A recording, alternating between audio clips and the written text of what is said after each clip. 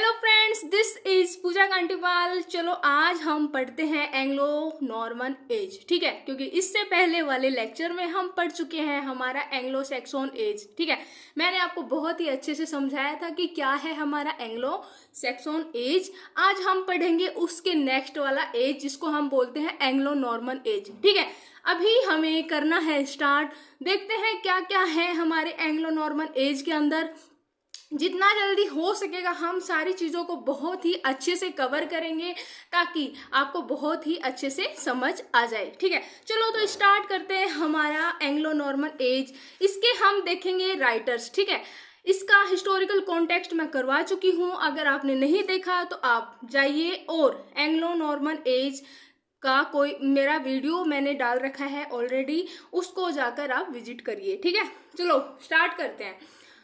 1066 में स्टार्टिंग हुआ था। क्यों हुआ था? क्योंकि 1066 में पता है और क्या हुआ था, हमारे एंग्लो सैक्सन एज जो है वो कंप्लीट हो चुकी थी, ठीक है। और यहीं से स्टार्ट होता है हमारा एंग्लो नॉर्मन एज। अब आप बोलोगे एक साल में ऐसे कैसे स्टार्ट हो गया, मैं बताती हूँ आपको। यहाँ पर एंग्लो सैक्सन एज जो है वो कंप्लीट इसलिए होता है क्योंकि एंग्लो सैक्सन के टाइम पर इंग्लैंड के एक किंग थे जिनका नाम था हारोल्ड, ठीक है।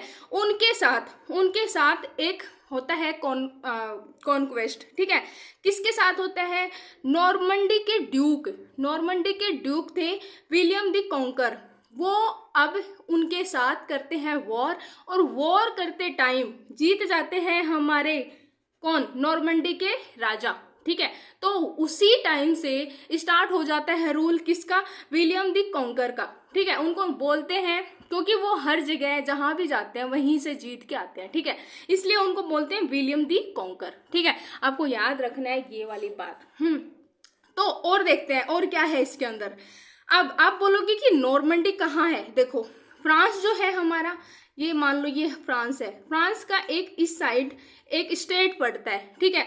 उस स्टेट का नाम है नॉर्मंडी, ठीक है। और नॉर्मंडी के यहाँ पर जो किंग थे वो थे विलियम द कॉन्कर। उनको बोलते थे विलियम द कॉन्कर, या फिर क्या, विलियम द कॉन्कर ही बोलते थे उनको, ठीक है। तो नॉर्मन के जो ड्यूक थे वो यहाँ पर करते थे वॉर करने पर वो अब जीत जाते हैं, और जीत जाने पर अब उनको मिलता है इंग्लैंड। अब वो करते हैं इंग्लैंड पर रूल, ठीक है। तो देखते हैं क्या क्या चीजें यहाँ पर हुई है, क्या क्या सारी चीजें यहाँ पर हमें देखने को मिलती हैं। इसके आगे थोड़ा सा और देख लेते हैं। अब देखते हैं हम कि उस टाइम पर कौन कौन से राइटर्स थे हमारे और वो कैसा लिटरेचर लिखते थे। देखो मैं आपको बताती हूँ, एंग्लो नॉर्मन एज के टाइम पर कोई ऐसा स्पेसिफिक राइटर नहीं था जिसके बारे में हम बहुत ही अच्छे से पढ़े। इसके बाद में जो आने वाली एज है हमारी, एज ऑफ चौसर, ठीक है। उस एज में हम चौसर को बहुत ही अच्छे से पढ़ेंगे। उसके अलावा हम पढ़ेंगे एज ऑफ चौसर के अंदर कौन कौन से राइटर्स और भी थे जो कि एग्जाम पर्सपेक्टिव से बहुत इंपॉर्टेंट है, ठीक है। चलो हाँ, तो देखो अब जो हम बात करेंगे वो ये है कि यहाँ पर जितने भी राइटर्स अपनी राइटिंग करेंगे उसके अंदर लिटरेचर में वो कौन कौन सी चीजें डालते हैं, मतलब क्या क्या देखने को मिलता है उस टाइम पर, क्या क्या हिस्टोरिकल कॉन्टेक्स्ट अगर हम देखें, या सोशल कॉन्टेक्स्ट देखें, या फिर हम रिलीजियस कॉन्टेक्स्ट देखें, तो क्या क्या वो सारी चीजें थी जो कि उस टाइम पर थी, ठीक है। और देखो जो हमारा लिटरेचर था उसके अंदर दिखाया जाता था सिविलरिक रोमांस, ठीक है। सिविलरिक रोमांस का मतलब समझते हो? सिविलरिक रोमांस का मतलब होता है कि कोर्टली लव, ठीक है। कोर्टली लव मतलब चर्च से रिलेटेड चीजें दिखाई जाती थी, और सिर्फ मतलब उस टाइम पर सुपीरियर माना जाता था किसको? चर्च इज मतलब ऐसे कि जिस चर्च के जो फादर वगैरह है ना वो भगवान के बराबर है ना, उनको भगवान का दर्जा दे रखा है ना। तो उसके अलावा हाँ, तो वो इतने इंपॉर्टेंट थे उनके लिए। और अगर रिलीजन की बात करें तो वहां पर रिलीजन मोरालिटी बहुत ही अच्छे से दिखाई जाती थी, ठीक है। कि देखो भाई, मैंने बात ही कर दी आपको चर्च के सामने की कि चर्च के लिए लोग बहुत ज़्यादा ऐसे मानते थे कि भगवान है हमारे लिए, यहीं पे है जो है वो चर्च में जो भी पोप पादरी जो भी बोलते थे वही हमारे नसीब की लकीर है, वही हमारे पत्थर की लकीर है ना, ये सारी चीजें उसके अंदर दिखाई जाती थी। ठीक है, तो रिलीजियस मोरालिटी पे लोग चलते थे भाई, रिलीजन जो बोलता था वो लोग फॉलो करते थे और रिलीजन के अकॉर्डिंग सारे काम करते थे। ठीक है, उसके अकॉर्डिंग मोरालिटी को फॉलो करते थे। और देख लो ऑर्थेरियन लेजेंड, वहां पर एक किंग थे, किंग आर्थर। ठीक है, उनकी स्टोरीज को और उनके जो डीड्स हैं, उनकी जो ब्रेवरी है ना, उनके बहुत बहुत बहुत बखान किए जाते थे। ठीक है, मतलब किंग आर्थर को हाइप दी जाती थी बहुत। ओके, और किंग आर्थर से रिलेटेड बहुत सारे हमारे राइटर्स हैं जिन्होंने वर्क लिखे हैं, वो भी हम कभी डिस्कस करेंगे। ठीक है, अब हम बात करते हैं हमारे कि वहां पर लैंग्वेज क्या थी। देखो एंग्लो नॉर्मन एज जो है ना, इसी को बोलते हैं मिडल इंग्लिश एज। ठीक है, इसी एज को बोलते हैं मिडल इंग्लिश एज। क्यों बोलते हैं? क्योंकि यहाँ पर धीरे धीरे डेवलप हुआ था मिडल इंग्लिश एज का, क्योंकि इससे पहले जो हमारा एंग्लो सैक्सोन एज था ना, वहां पर चलती थी हमारी ओल्ड इंग्लिश एज, और यहाँ पर वो धीरे धीरे डेवलप होती होती मिडल इंग्लिश एज बन गई। ठीक है, इसके अलावा वहां पर 3 लैंग्वेज और एग्जिस्ट करती थी। कौन कौन सी? Latin language sorry, Latin language जो कि मैंने ग्रीक के टाइम पर आपको बताया था, ग्रीक और रोमन के टाइम पर ये लैंग्वेज वहां पर एग्जिस्ट करती थी। ठीक है, उसके बाद में फ्रेंच लैंग्वेज। ठीक है, फ्रेंच लैंग्वेज, नॉर्मंडी के राजा आएंगे तो भाई फ्रेंच लैंग्वेज अपने साथ लेके आएंगे ही, ऑब्वियस सी बात है। ठीक है, और नॉर्मन लैंग्वेज, वो फ्रेंच, क्योंकि फ्रांस का स्टेट है, फ्रेंच हो गया, और नॉर्मन हमारा नॉर्मंडी। ठीक है, तो ये सारी चीजें वहां पर थी। और देखते हैं ये जो लैंग्वेज है ना, ये इनको भी हायरार्की में डिवाइड कर रखा था कि भाई नोबल लैंग्वेज में सिर्फ लैटिन होगी, फ्रेंच लैंग्वेज जो मिडल मतलब कॉमन लोग है वो बोलेंगे, इंग्लिश लोग जो है वो कॉमन लैंग्वेज बोलेंगे, ऐसे।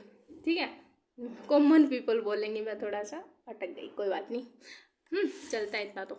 और देखो अगर हम बात करते हैं कि कौन कौन से वो राइटर्स हैं जो जिन्होंने वर्क लिखे थे, थोड़े बहुत इम्पोर्टेंट हैं। ठीक है, उनको हम देख लेते हैं। बाकी एज सच इस एज से कुछ ज़्यादा राइटर्स हैं नहीं और इतने पूछे भी नहीं जाते, तो हम सिर्फ वो देखेंगे जिनको थोड़ा बहुत जानते हैं लोग। ठीक है, तो हाँ, हमारे अगर हम हिस्टोरियन की बात करें तो आ जाते हैं हमारे जोफ्री ऑफ मॉनमाउथ। ठीक है, जोफ्री ऑफ मॉनमाउथ ये जो है हमारे, ये एक हिस्टोरियन है, इन्होंने हिस्ट्री लिखी थी, एक वर्क लिखा था, क्या?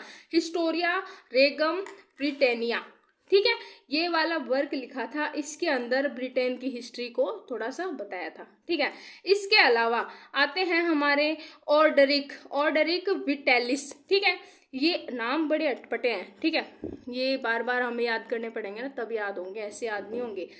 तो ऑर्डरिक विटेलिस ये जो है, इन्होंने एक्लियास्टिकल हिस्ट्री लिखी थी इंग्लैंड पर। ठीक है, अगर आपको याद नहीं है तो मैं याद दिला देती हूँ। इससे पहले भी एक हमारे ऑथर आए थे, एक राइटर आए थे, जिनको हम बोलते हैं ऑथर नहीं, सॉरी, जिनको हम बोलते हैं होमर। ठीक है, जो कि हम ग्रीक राइटर में पढ़ के आए हैं। उन्होंने भी लिखा था एक्लियास्टिकल हिस्ट्री ऑफ इंग्लिश लिटरेचर। ठीक है, तो उन्होंने इंग्लिश लिटरेचर के बारे में लिखा, ये इंग्लैंड के बारे में लिख रहे हैं भाई साहब। ठीक है, इतना आप डिफरेंस कर लेना। और देखते हैं हेनरी ऑफ हंटिंगडन। ठीक है, हेनरी ऑफ हंटिंगडन, इन्होंने लिखा है हिस्ट्रिया एंग्लोरम।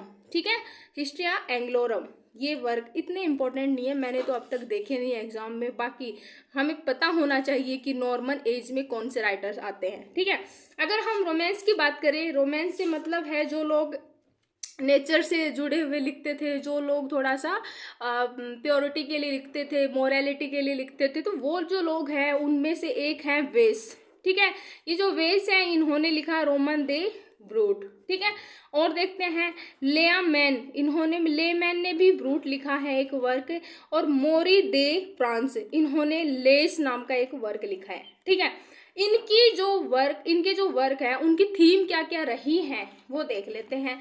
देखो थीम ऐसे है कि ये सिवेलरी पर लिखते थे, मैंने बता दिया कोर्टली लव को बहुत पसंद करते थे। और देख लो नाइट्स का बहुत सिलसिला होता था, जो हमारे किंग ऑर्थर है ना वो एक्चुअल में एक नाइट्स थे, ठीक है। तो एक वर्क आता है फेरी क्वीन नाम का, तो किंग ऑर्थर उसके अंदर एक नाइट होते हैं, ठीक है। और देख लो हीरोइक एडवेंचर दिखाया जाता है वहां पर कि एक हीरो है उसकी ब्रेवरी का बखान करना वो, और कोर्टली लव दिखाया जाता है, ठीक है। और देखो अगर हम बात करें ऐसे राइटर्स जो एनोनिमस है उनके ऐसे वर्क जो एनोनिमस है, कुछ लोग थे जो कि वर्क तो लिख देते थे बट वो अपना नाम नहीं लिखते थे कि हम कौन है, हमने लिखा है वर्क, ठीक है। तो उन लोगों को देख लेते हैं। किंग हॉर्न उन एक नाम का वर्क है जिसके राइटर्स का अता पता नहीं है। तो ये एक ऐसा वर्क है जो जिसको हम बोलते हैं फर्स्ट इंग्लिश रोमांस वाला वर्क, ठीक है। यही जो वर्क है ये सबसे पहले इंग्लिश रोमांस में लिखा गया था, ठीक है। सर ऑर्फियो, ठीक है, सर ऑर्फियो जो हीरोइक रोमांस में ये जो वर्क है लिखा गया था सर ऑर्फियो। ये ऐसे आप राइटर नहीं समझ लेना इसको, ये वर्क है। ओके, समझ आया अच्छे से? हाँ, समझना बहुत जरूरी है, ठीक है। यहाँ पे हम समझाने के लिए बैठे हैं। हाँ जी, और देख लो तो हैवलॉक द डेन, ठीक है। हैवलॉक द डेन जो है ये एक हीरोइक रोमांस है, इसके अंदर भी ये हीरोइक रोमांस को दिखाते हैं। तो इस एज के अंदर हमारा कुछ ऐसा इम्पोर्टेंट चीज नहीं थी, लेकिन इससे नेक्स्ट वाली जो एज है हमारी age of Chaucer, that is most important in history of English literature and also every exam perspective. Okay, हाँ, तो ये है हमारे प्यारे से मुन्ना भाई जो कि हैं खुश हो रहे हैं कि वाओ हमारा नॉर्मल एज जो है उसके राइटर्स हमने देख लिए, कवर कर लिए, ठीक है। तो आपको भी इसकी तरह स्माइल करना है, दिख रहा है क्या आपको?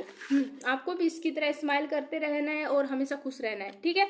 हमने बात कर ली है ये सारी चीज़ों की। अब मैं बात करती हूँ ये कि अगर आपको ये जो भी नोट्स मैं बना रही हूँ आपके सामने, इनके पीडीएफ अगर आपको चाहिए आप मुझे कमेंट सेक्शन में कमेंट करके बताओ, मैं आपको प्रोवाइड करवा दूंगी। क्योंकि हमारा डिस्क्रिप्शन में हमारा टेलीग्राम लिंक है, उसके अंदर आप जाओ, टेलीग्राम ज्वाइन करो, वहाँ से मुझे मैसेज करो, मैं आपको पीडीएफ प्रोवाइड करवा दूंगी, ठीक है।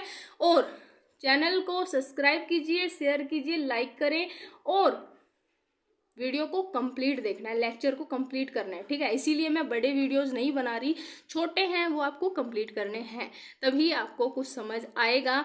मैं कोशिश कर रही हूँ कि आपको बहुत ही इजी लैंग्वेज में समझा पाऊँ, बहुत ही कम इंग्लिश का मैं यूज़ कर रही हूँ, इसके अंदर मैं अपनी नॉर्मल लैंग्वेज का यूज़ कर रही हूँ। यही मेरा मोटिव है कि आपको जो भी मैं पढ़ाऊँ वो बहुत ही अच्छे से क्या आए समझ, ठीक है। तो बने रहिए मेरे साथ हमेशा ऐसे ही। Thank you so much.